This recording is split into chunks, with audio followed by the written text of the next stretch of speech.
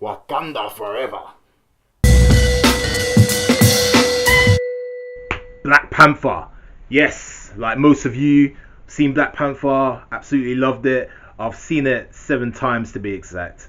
So I wanted to really watch the movie a few times before I did like a retrospect. It's not so much a review. It's a bit of a review, but it's more of a retrospect of the film. My thoughts on it, some of the things I predicted versus some of the things that were reality. Some of the themes I hear people talking about, some of the themes I've talked about with my friends and family. Just wanted to share my thoughts really about it. Love the film. It's so great that like the world is also taking this on and it's blowing people away. The reviews have been spectacular. People love the film. I'm blown away by that. It's a character that I've wanted to see on the big screen for many years, and like many of you, I've wanted to see this character on the big screen. And the one thing I mean it does do is it's showing African culture in such a positive and accurate light. I know people are going to say, "Oh, it's fictional," but actually, when you look at mainstream media and the way it portrays Africa, uh, such negative imagery that it only shows of Africa, I think that's the real fiction. And actually, a lot of the things that you're seeing are from real African cultures, and then they've kind of amalgamated it into Wakanda. And they've taken like some of the things like Ryan Coogler has taken a lot of the things that he's learnt about African culture and put it into the film, and he's obviously put his own culture in the film because he's from Oakland, California, and that's where Killmonger comes from, and that's not where Killmonger came from. I don't believe so in the comics, but obviously, again, it's not a exact iteration of the comics. It's like this is the cinematic depiction of Wakanda and Black Panther and all these characters. So I thought that was a really good personal touch that Ryan Coogler added. Now the film, the strongest part of the film, the strongest things for me was it was such a strong story, strong script, strong characters. The characters were so rich, so vibrant. Um, everyone, and I'm going to start with Chadwick Boseman as T'Challa. A lot of people are kind of overseeing him because obviously we saw him already in Civil War, and I think because we've seen him in Civil War and people didn't know these other characters, they're blown away by the other characters and sort of saying that he's the least interesting character, and I think that's absolute nonsense. I thought he was brilliant. I mean, everyone's entitled to their opinion, but for me, I thought he was fantastic. Again, he blew for me as well. Again, I love Civil War, Captain America Civil War. Captain America is one of my favorite characters, but in that film, Black Panther hands down was the best thing about that film, in my opinion.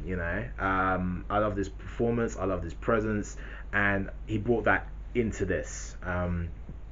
Just from like I said, I saw this film 7 times. The first couple of times it was kind of surreal for me. It was like finally watching the movie. But the third time, I really felt certain themes, like the theme of fatherhood. Because with T'Challa, he's just lost his father. He obviously had a good relationship with his father, a really tight bond. He actually like kind of adored his father. He saw him as a hero. But as you obviously, spoiler alert again, like T'Challa already alerted you guys at the beginning of the video, but I'm going to say it again, spoiler alert. So I'm going to talk spoilery stuff. But as you go through the film's journey, you see that he wasn't a perfect man. And when he first goes to the necropolis, the city of the dead, the hall of the kings, and he goes to the ancestral plane and he talks with T'Chaka, he says, like he said in the first trailer, you hear in the first trailer, "You are a good man with a good heart, but it's hard for a good man to be a king." You feel the weight T'Chaka has of the secret that he's kept about how he killed his brother in defense of Zuri, and how he left Killmonger behind because he wanted to preserve Wakanda's secret. Now, yes, that was the wrong thing to do, quote unquote, but to be honest, a lot of us can sit here and judge, but I think a lot of people would have done the same thing. You know, he cares about people care primarily about themselves, number one, and number two, they care about their own family and their own environment. So yes, we can be very judgmental of Wakanda and some of the choices that T'Chaka might have made, but it's very human. It was a very human choice for him to make. It wasn't the right choice per se, but it was a very human and honest choice. And I'm glad that they depicted that in the movie. And I like when movies show these heroic characters have flaws. They're not deities, you know. Like none of us are deities. We all make mistakes. We all make bad decisions. And I think it's important that films address that with their heroes. And T'Challa, he kind of keeps the Wakandan tradition of isolationism.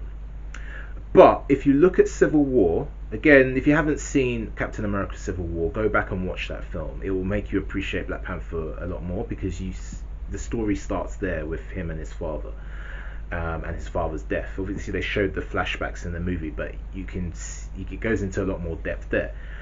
When he's at the UN conference in Civil War, he's saying that that's him announcing to the world what T'Challa does at the end of the movie is a complete parallel of what T'Challa was trying to do in a UN conference, because he was talking about this nation. We've been a nation too long in the shadows, because when stolen Wakandan vibranium was stolen by Ultron, as in Avengers Age of Ultron, he said we in Wakanda were forced to question our legacy, you know. So he had this burden on his shoulders anyway about Wakanda being isolationist and not helping the world.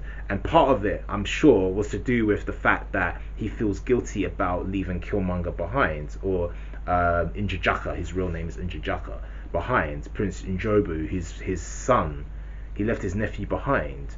So he was already, the mission that the final conclusion that T'Challa wanted, as in wanting to open up the UN, open up the borders at the UN at the end of the movie in the post-credit scene, that's a parallel to what T'Chaka was trying to do before he died. You have to listen to that speech again and listen to what he was doing. He wanted to open up the borders. He wanted to help the world, and he didn't get to do that because as he was making that speech, the bomb went off and he was killed. T'Challa wants to stay more isolationist, and he wants to keep Wakanda preserved because he wants to keep tradition. You know, he feels that that's the right thing to do. With Killmonger, now a lot of people really resonated with Killmonger. I did as well. I thought it was a great performance by Michael B. Jordan. I knew he was going to blow it away. I knew people were going to love him. As with Shuri and Okoye. But my favorite character, I'll talk about this in a bit, was actually M'Baku. I loved M'Baku. So I'll talk about that in a minute. But in terms of Killmonger, he's a man who's in pain. And now a lot of us like to villainize villains or people who do wrong things, and try and dehumanize them in a way, but they're actually just like us in a way, because just that they've made the wrong choices. It's like there's a story about two men who grew up in an abusive household. Their father was an alcoholic, and one man, he doesn't touch alcohol and he lives a really, noble life. Another man's a complete alcoholic, and they both say the same thing. They both say, well, of course I'm like that, look at my father. So one person made one choice because of the pain that he suffered, and he chose to do things one way, and then the other person did things another way, because people were different. Some sort of traumatic event can reveal people's true identity, or reveal to them a certain path, and that might be the wrong path to take. But human beings are flawed, and unfortunately there are people who have that kind of tendency to want to inflict pain on people who cause them pain, and that's what Killmonger is. He has a very valid point in terms of all the suffering that black people go through in the United States, the fact and in the West in general, some of the issues that he would have had to the things he would have had to go through in Oakland, you know, the oppression, you know. And you saw Prince Ujobu. When he, because he's a war dog. War dogs go out into the world and they see, they're spying on the world. They're seeing what the world. They're giving they're there to gather intelligence for Wakanda. So, same as Nakia's character. And he could see the suffering that a lot of the black people were suffering in Oakland, California. And you know, it was a great parallel to a lot of the obviously civil rights things, and how they have so much power that could help those people in oppression, help those people who haven't got the same opportunities, and how by having this massive resource in vibranium and their technology and their advanced civilization, how they could help the people instead of hiding away. So he has got a point there, and you can understand that point of view. But the thing is, like, we see him as a villain, a lot of people see him as the hero, but he's not the hero. You know, he kills people. His nickname's Killmonger. Yes, he's a soldier, but you know, he kills his girlfriend. He's willing to kill other people. He's willing to genocide other people. So he's trying to inflict violence on people who have been violent towards him in his life, you know, or his people. And that's wrong, you know.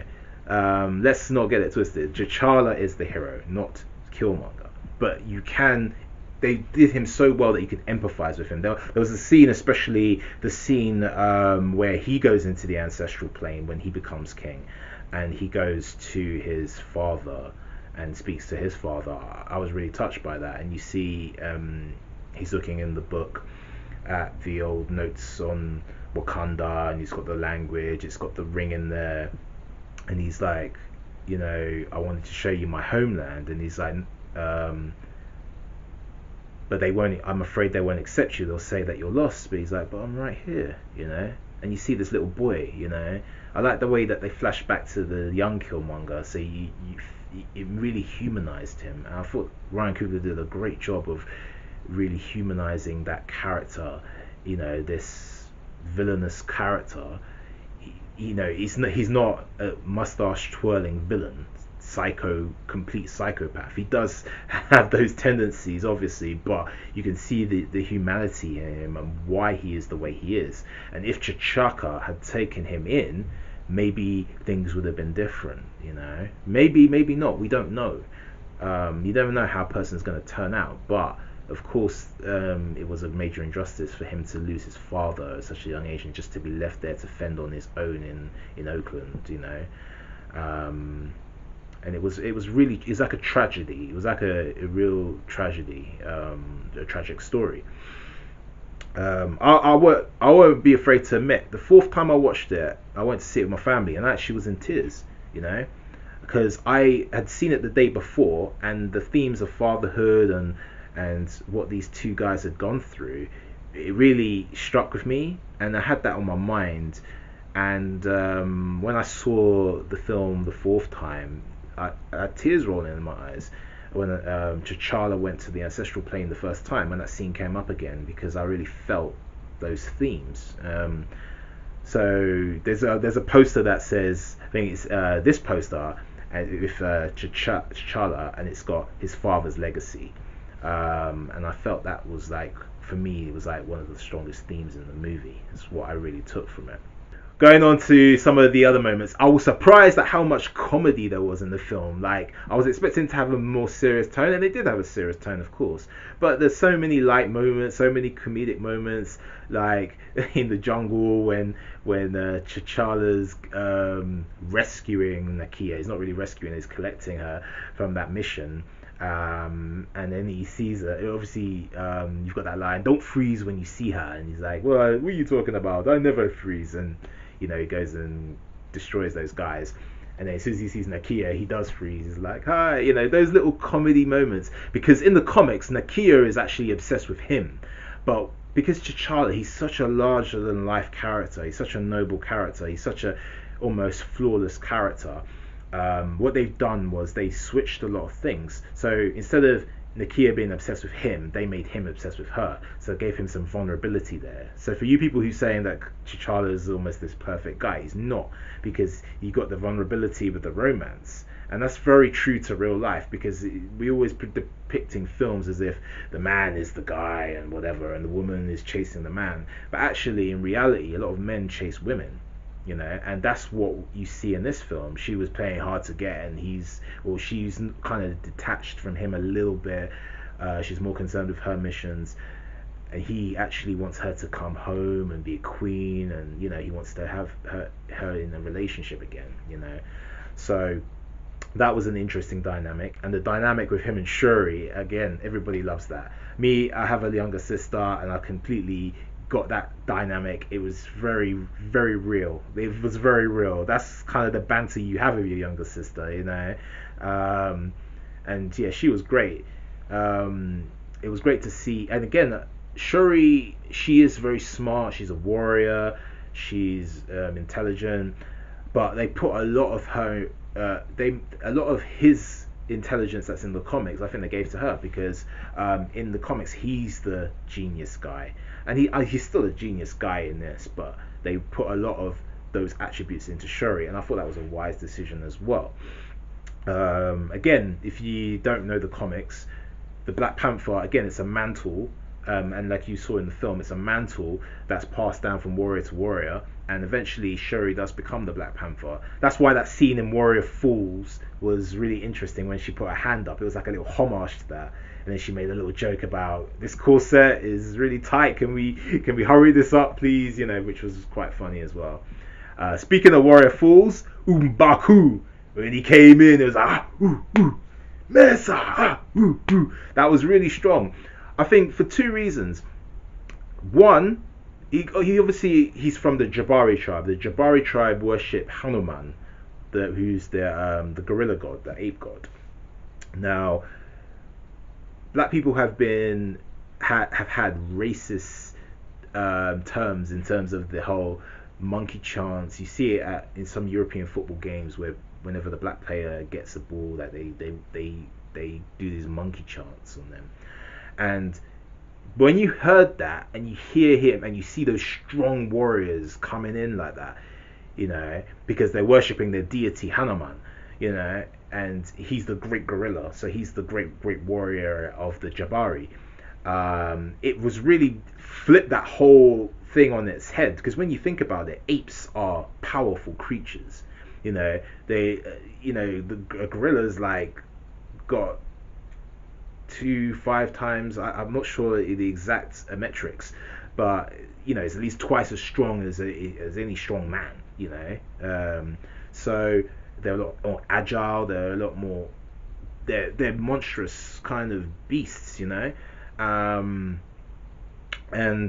that kind of is a symbol for strength and for honor as well, that they put into M'Baku, that I really liked. Because M'Baku in the comics, again, he's a bit villainous, but they made him more of a rival, and I feel that was quite a good choice on their part. Because when you look at the Jabari, they shone the idea of vibranium, because they want to keep their culture pure. They want to keep they're tough people. They live in the mountains, they have their Jabari wood instead of vibranium as a substitute for weaponry, because they're more of a, the Wakandans in general, the nation is a warrior culture. Obviously, you see the fact that you had those different warriors of Warrior Falls. You had the River Tribe, which Nakia was a part of. You have the Border Tribe, which Wakabi was a part, is the leader of. You have the Merchant Tribe. You have different tribes. Obviously you have the Panther Tribe, or I think they're called the Golden Tribe. You have the Jabari tribe, so you have these different tribes with different warrior representatives. So that's why they were all there at Warrior Falls. They were going through that ritual, and each warrior came forward, and the leader would say, The river tribe will not challenge today, or the merchant tribe will not challenge today, um, but then obviously M'Baku comes in because he respects tradition, and he doesn't feel like T'Challa is fit to be the protector, to be the Black Panther, to be the protector, because he couldn't protect his father. That's what he was saying. There was some truth to that. Obviously it was an unfortunate situation because it was a bomb, but at the same time, the protector is supposed to protect Wakanda. So he wasn't actually, being, he wasn't wrong in what he was saying. But he was challenging that whole thing about, hey, we're shunning tradition here. You've got this guy who's trying to, he says he's the protector, but he can't protect his own father, and you guys rely too much on your technology, whereas you'll see how tough you really are, and T'Challa obviously proved himself and he won the fight. So, but I loved M'Baku. He was so funny. That are you done? Are you done? Oh, it was so funny. And then he's like, when he said to Everett Ross, he was like, if you one more word and I'll feed you to my children. And he's just like, just joking with vegetarians. He starts laughing. Oh, I thought that was hilarious. It was great. I can't wait to see him in Infinity War. For all you people again that saw Black Panther, that you're not into Marvel, Infinity War is the next movie. If you're seeing this, obviously by now you might have seen this when the film comes out. If not, go check that movie out, because Black Panther is going to play a major role in that. He's a major Avenger, and also M'Baku's going to be in it. Shuri's going to be in it.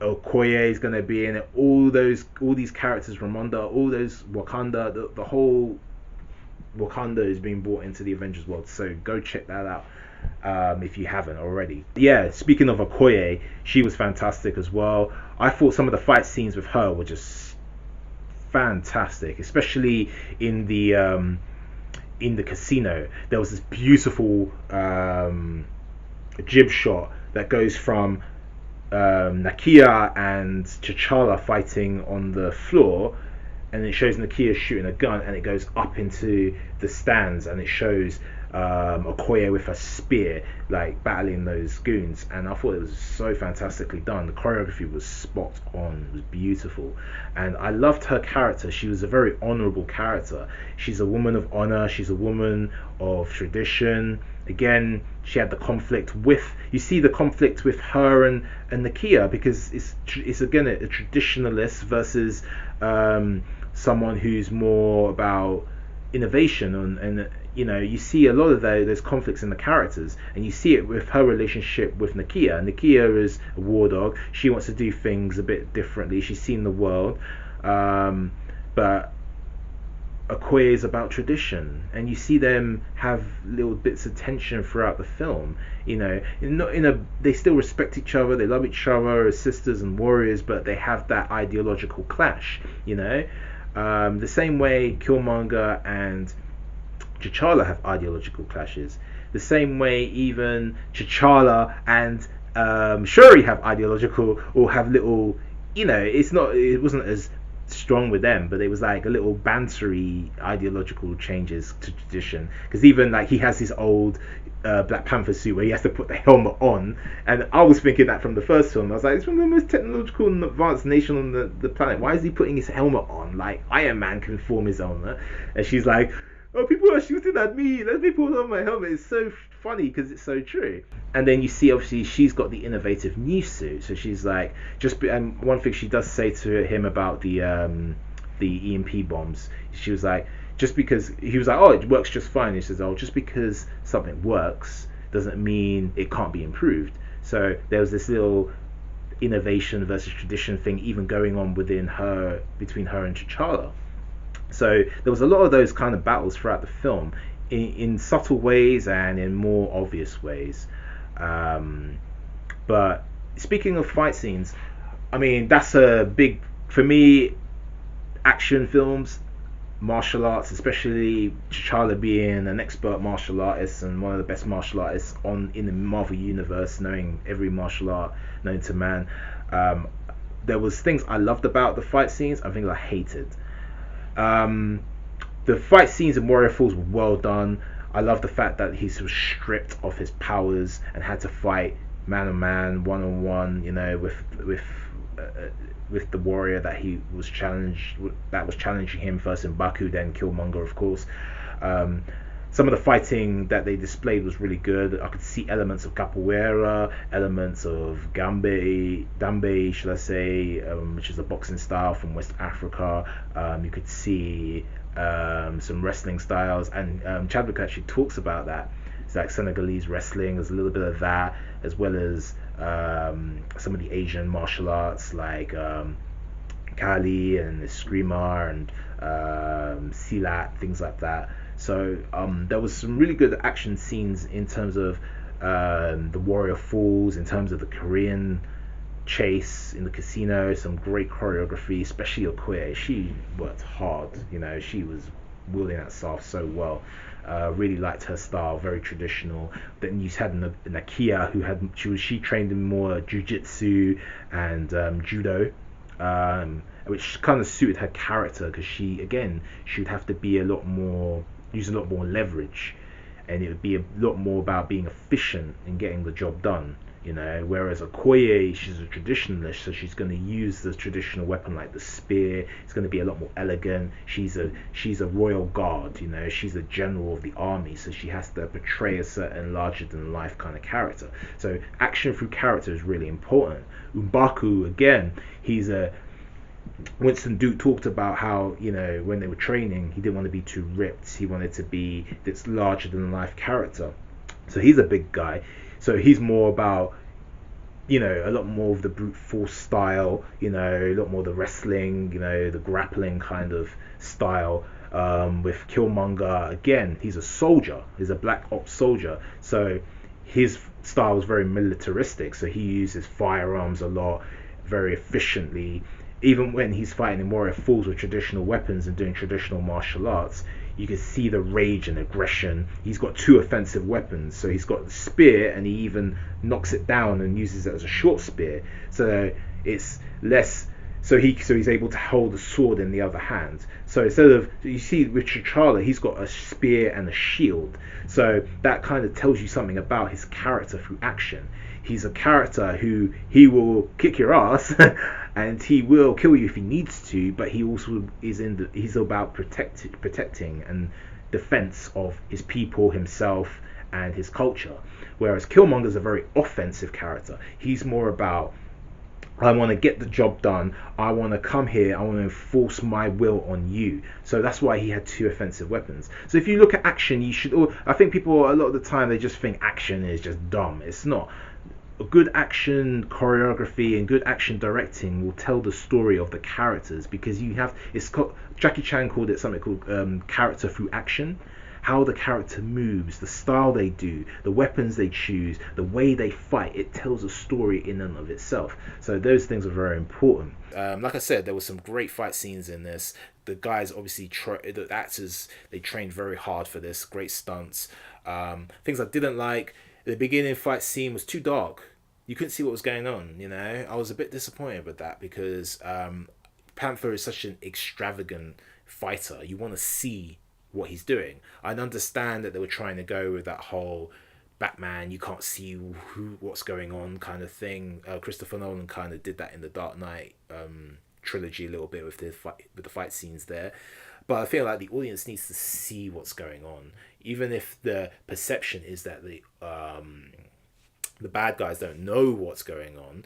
I think the audience should really see what's going on. But I did watch the film in IMAX and in 3D, and if you watch it in IMAX and 3D, you can actually see that scene a lot better. You can see a lot what's going on a lot better, and it really works. Fight scene I didn't like was the fight scene at the end between Killmonger and T'Challa, because they did it as a digital mocap, and I hate it when films do that.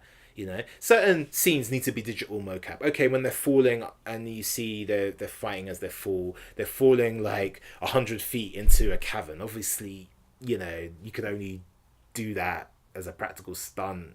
You can only do so much as practical stunts. But when they actually landed and they were fighting on the train track, they didn't need to do the CG fighting. Like, that really spoiled that spoiled. That was an element I didn't like from the film. But you know, overall the action was great. The Necropolis, the City of the Dead, or the Hall of Kings as they call it.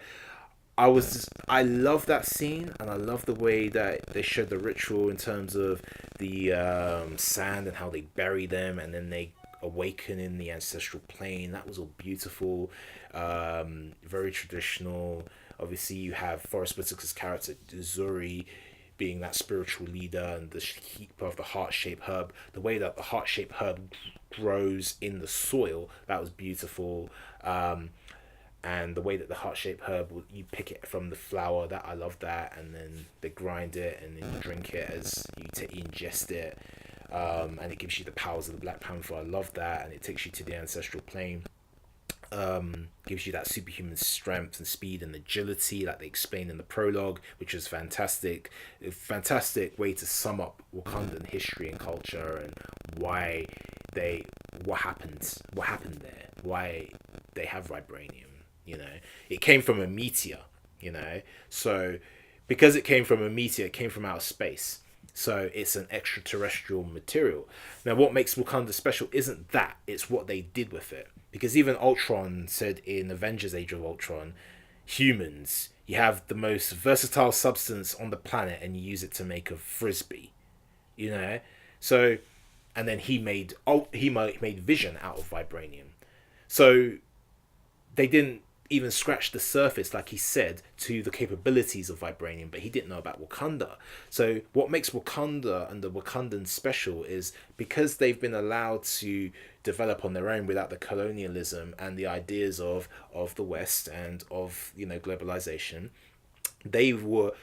They used the material to innovate in their way, and they're brilliant people, and they came up with new innovative ways to use vibranium. So it's not the vibranium that makes them special. They made the vibranium special by what they did with vibranium. It was even able to, with the Kimoyo beads, which I love those things. It was even able to stabilize Everett Ross when he was shot by Killmonger in South Korea. You know, they were able to put him in his spine, and it was able to stabilize him, and they were able to cure him. And even Shuri was able to use vibranium to cure him. So there was things like that they've come up with. They've developed through their knowledge, their smarts, their innovation, and their development as a nation. You know. But speaking about the ancestral plane, there was some beautiful shots, concept art. I'm going to show them on screen here now. Some of these shots are so beautiful. I mean, I've got the art of Black Panther here, and this book is so fantastic. I was waiting for this for so long. Although I pre-ordered it like months ago, months before the film. And there's some beautiful shots. Obviously, remember that scene of what the necropolis looked like. And I was quite disappointed that we didn't see any establishing shots. We just went straight from Warrior Falls. We just went straight into this area here, but we didn't even see these establishing shots. There's some beautiful shots here. If you can see with the African masks, you know, it's like the burial ground for the kings. They call it the Hall of the Kings. You know, there's some. Look at that. It's beautiful establishing shots. I would have liked to have seen a lot more of this in the movie. I would have liked to have seen some more of Wakanda, because this is the first time we're visiting this, and this is a really important place, as you know from the film. So I would have liked to have seen a few establishing shots of that. But again, those are minor things. The film was so strong that it overrided the things I'm nitpicking here. So that's not too much of a bad thing. One thing I do want to say, a lot of people I've seen a lot of people making some great videos online on YouTube, and a lot of people are in discussions. It's great this film is bringing up all these discussions, especially about African American culture, and also Africans outside of Africa in other places, in Europe, in Brazil, in England, you know, all over the world, not just African Americans. People of color, you know, and people, all people are talking about this, about the difference between African. This is looking at African Americans specifically with Killmonger, and Africans inside of Africa, and how their lives are different. Their perceptions are different because they've not grown up. Growing up with your culture is how important it is. Um, and that's one of the good discussions that I've got people having. It's about knowing who you are, knowing your history, knowing your culture, which is what Killmonger is trying to get in touch with. Even at Warrior Falls, when he's about to fight, and then they're doing, their ritual and the dance and everything else, and the music's going in the background. He's there and he's looking around. He's like in awe of it. He doesn't understand what's going on. Obviously, T'Challa understands it. It's part of his culture. He's never known. He's never been colonialized, so he doesn't understand that perspective. He sees himself as strong. He sees himself. He knows his culture. He knows his people. He knows who he is. But Killmonger is lost. He's like a lot of people outside of Africa who've grown up outside of Africa, who grow outside, and not just Africans. There's other people as well, Asians, a lot of people, or different people from around the world who may have grown up outside of their culture, their cultural background and tradition, and may not have they have this detachment, so they don't quite feel like they quite belong. They're looking for a place to belong, because Killmonger, he's looking for a home in a way. And many black people in America, they suffer.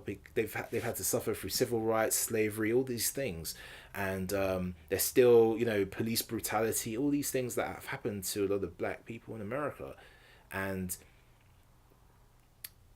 because he didn't have that tradition and that culture and that acceptance growing up, he's lost. He's trying to reconnect with it, but he also has this anger because his father was killed, he was left behind, he was abandoned, all of the things were taken away from him, and it's such a hard place to be in. He's almost in this state of limbo, and that's what brings on his rage, and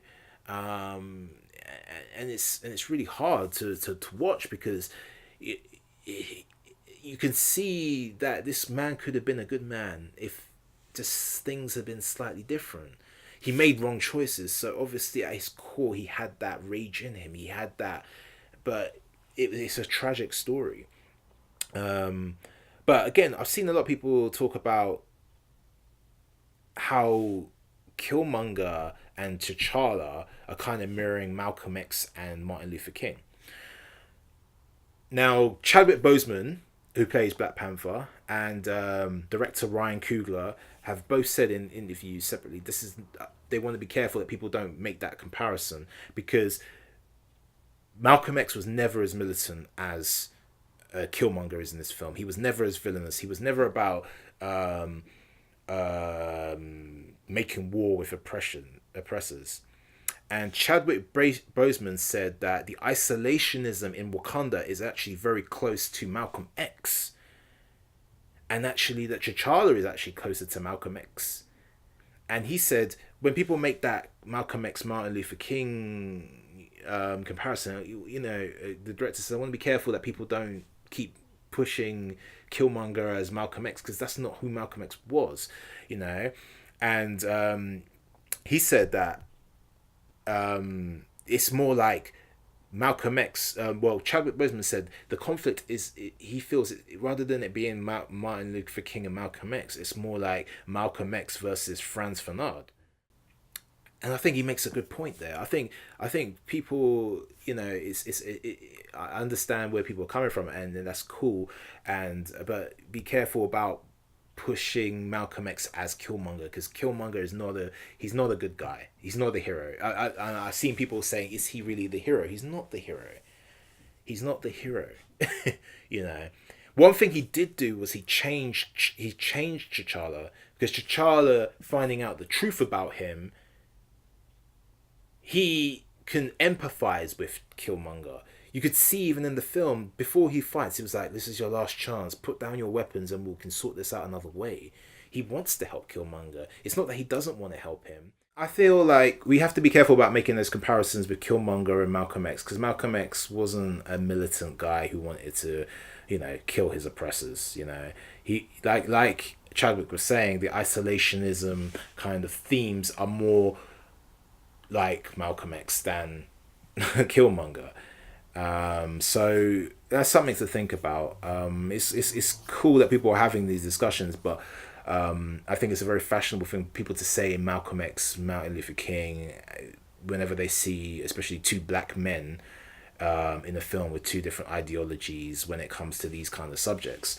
But the filmmakers have both said as well, and this is very true. Towards the end of their lives, Malcolm X and Martin were very close in ideologies. There was different. Obviously, they had a different way of going about things, but they still were very close in terms of their standpoint, their philosophy, and their politics. Maybe the demeanor. I think maybe you can say demeanors was slightly different, and you can make the comparison in demeanor, but not really in the political, ideological kind of comparisons. But I try not to talk too much about politics in terms of this stuff. But again, it is a very political kind of story because Wakanda has always been a political story because it is about an isolationist society and what happens when you have these resources and this strength and the skills and these knowledge and you've never been colonialized and you've preserved your culture and you have all this power, and why you don't help the rest of the world. And again, the end of the film, obviously we see that they've gone to Oakland, which I really love that way that it started in Oakland in the basketball scene with the kids playing basketball. Killmonger, you find out later that's the younger Killmonger playing basketball on the court, and he comes back to today, modern day, with the kids playing basketball and T'Challa's there, and then he brings Shuri there, and he's saying that this is going to be the first outreach center. We bought the same building that our father killed our uncle in to actually use this as a place of helping people, and I think that's a good thing because he started there. He started exactly where Killmonger was, where those people need the help. He started there. He used the exact same building that caused pain for his family, and he's turned it into something positive to help, the people in his community, his people. Like he was like Killmonger was saying, aren't all people your people? Aren't all people from Africa? Especially people who look like you, who look like us. Why are you not helping them? Ryan Coogler says he grew up in Oakland and he didn't know they live every day like it's their last because he was seeing friends of his dying. They were being killed on the streets of Oakland, through different means. He never really goes into that, but that there's a lot of, we know about there's crime, there's police brutality, there's all these kind of things on the streets, that happen, especially in the United States, in places like Oakland and Compton and all those places. We know these stories, and it's the same in the UK. It's the same in a lot of places, unfortunately, especially where there's poverty. That breeds desperate people. But some people make one choice, and some people make another choice. Obviously, with Coogler, he made a different choice, and now look at him. He's one of the most successful, young directors coming up. He's only 31, I believe. He's already directed 3 really critically and acclaimed films and fan-loved films in Fruitvale Station, Creed, and now Black Panther. And Black Panther's just about to cross $1 billion at the box office. Come on, so happy about that. Well deserved. And hopefully it will open the way for more stories like this movie. About African culture in a positive way. There's apparently, I think they're Ryan Coogler and Michael B. Jordan will work together again on a film about Mansa Musa, who is the wealthiest man that ever lived. But no one talks about that. They talk about Rockefeller, we talk about Bill Gates and Warren Buffett, we talk about all these people, we talk about the Rothschilds and all this when we talk about wealthy people in history. But the wealthiest person in history was an African. Mansa Musa, Kingdom of Mali. Again, these are stories we need to tell. I feel strongly about this. We could do I'd like to do a film on Shaka Zulu. I'd like to direct a film about that because I love warriors. I love warrior culture. I'd like to tell it from Shaka's point of view. You know, I know there was a television show back in the day that was done, but I would like to tell an African perspective story on Shaka Zulu. You know, and other African mythologies as well as real, you know, real life heroes. You know. But it's great that this film is paving the way for that because it's an example to Hollywood that people just want to see good stories. You know, let's not use the race card as, oh, they audiences aren't going to accept it, because we know that from this movie people don't care. You know, if you make good films with a good cast, good director, you know, strong studio behind it, people are going to go watch the movie if it's good. You know, that's it. That's all people care about. They want good stories. So yeah, I mean that's really fantastic. I'm a big Ryan Coogler fan, and I'm so happy for him. You know, and he's an inspiration to me as a filmmaker. So, you know, more power to the film. Like I said, I've seen it 7 times. Probably might go see it one more time before I see Avengers: Infinity War. Can't wait to see that movie as well. But yeah, if you haven't seen Black Panther, go and see it. There's so many layers to it. Like I said, every time I've seen it, I got a different layer from it, different theme, a different character arc, a different like even the Kimoyo beats. I didn't notice when Okoye is flying the ship at the beginning. You see her in this kind of meditative pose, and you think, oh, she's powering the ship by her mind. But it's only like after the 4th time I saw it, and I think I saw it when I saw it in IMAX, I noticed that the Kimoyo beads, it had like an interface around it that was actually piloting the ship. So there's little details like that were in the movie that you only notice if you see it a few times. You know, the first time I went to see it with a friend at the O2 in London, and it's Cineworld London, and it was packed, and everybody was dressed in their African attire. I've never seen that before. Everyone's so proud, you know, of the culture, because this film is representing African culture in such a positive way. Couldn't hear half of the film because people were just cheering, and I've never had an experience like that at a cinema where I've been to films where people are excited and, you know, cheering and stuff, but this was like a football match almost. You know, it felt, the environment was so warm and electric and friendly and positive, and it was fantastic. And every showing I've gone to see it, the film's got a round of applause. So kudos, man. Kudos, Ryan Coogler. Kudos, Marvel Studios, for backing this. And yeah, I hope the movie makes a lot more money and that we get Black Panther 2 coming up soon. You know, can't wait for that. Obviously, we've got the Infinity story to tell, to conclude, so let's focus on that first. But like I said, if you haven't, if you're new to the Marvel universe and this is the first film you're seeing, I would say pick up Civil War, and because Black Panther's arc is in that as well. It's a fantastic performance by Chadwick Boseman in that, and you get to see his father as well just before he died. And also Avengers: Infinity War is coming up next. It's coming up next. It might be out by the time, I'm sure by the time you're watching this, it's already out, and you may have even seen it. But if you haven't, check that out as well, because Wakanda, T'Challa, the Black Panther, Shuri, Mbako Okoye, all those people, they're in that film as well, and Wakanda's in that film as well. It's a big event. This is like probably the biggest blockbuster of all time. I mean, if you're watching this channel, you probably don't need me to tell you that, but just in case you don't know, definitely check that out as well.